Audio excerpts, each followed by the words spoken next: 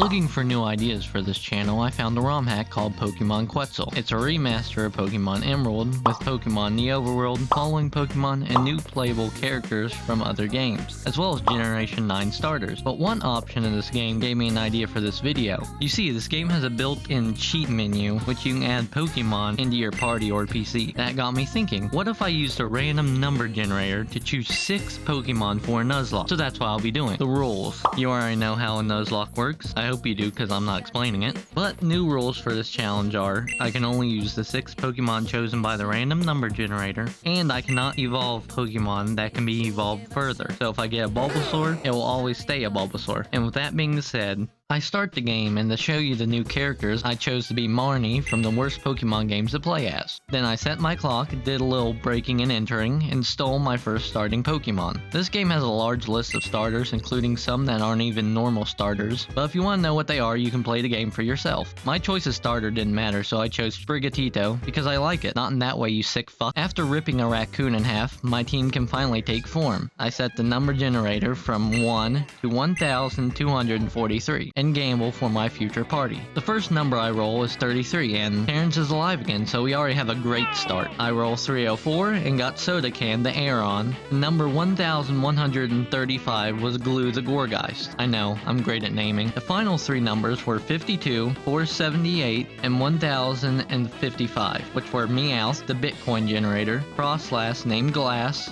and Arceus. Yeah, okay, I named him Omelette. We wiped the floor of our rival, help Wally catch Ralts, and win a fight against an Aqua Grunt, only because Glue can turn his Marini into a ghost type using Trick or Treat, and then smacking it with Astonishes. Because for some reason, even Omelette almost died to this thing. First gym time. Terrence clears Roxanne's Geodude, and Omelette wins over her Rockruff, but is too damaged to continue the fight. But as for Aerodactyl, I only had one plan, and that was to use Trick or Treat and spam Astonish. But one bite from Aerodactyl made me rethink that whole plan, and sadly Bitcoin generator died of a crit while trying to land a super effective bite. I sent out Glass for revenge, but Glass's ice shards did very little, and she died with a super effective bite. Soda Can came out and saved the day from there. I saved Pecco from a grunt I fought before by doing the exact same thing as before. Get the letter, watch as I make a mistake fighting my rival that leads to me losing Terrence, again, give the letter to Steven, and face the second gym. It's already bad that I lost half my team in Rustboro,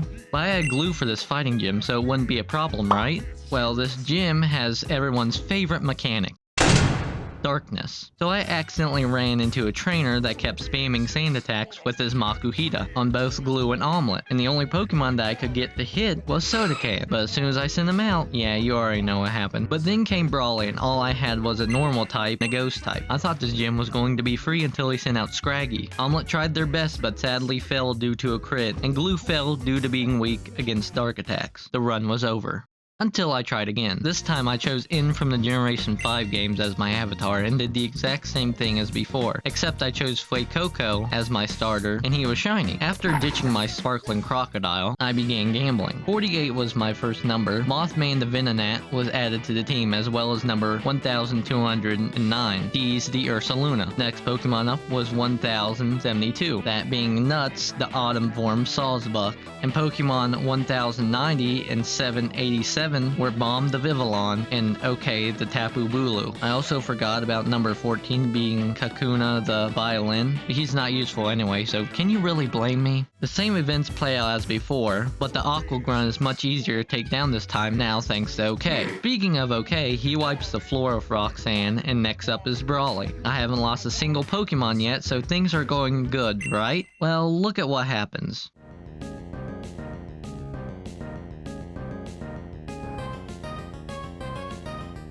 The game soft locks in the battle because OK's ability won't activate.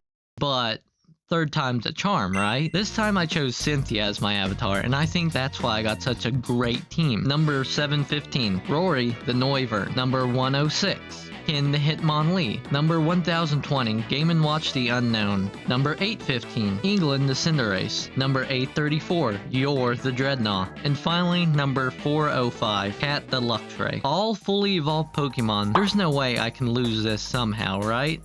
right? Well, let's ask that Team Aqua Grunt's Pokemon Marini if I can lose. This Marini has been somewhat easy to beat in the past because of Trick or Treat, or I just had a super effective type against it. Cat had no damaging electric moves, and anything the Marini touched put in the yellow, so I thought I would sacrifice Game & Watch for a swap out and kill it with Kin. Kin hit once, flinched, got poisoned, and died too. Not even at the first gym. How many more Pokemon can I lose to this Marini? 5 Pokemon. Game & Watch, Kin, Yor, and Cat died in the battle, and England died because of poison outside the battle. I was only left with Rory, and he only had 4 HP, so I had to be careful.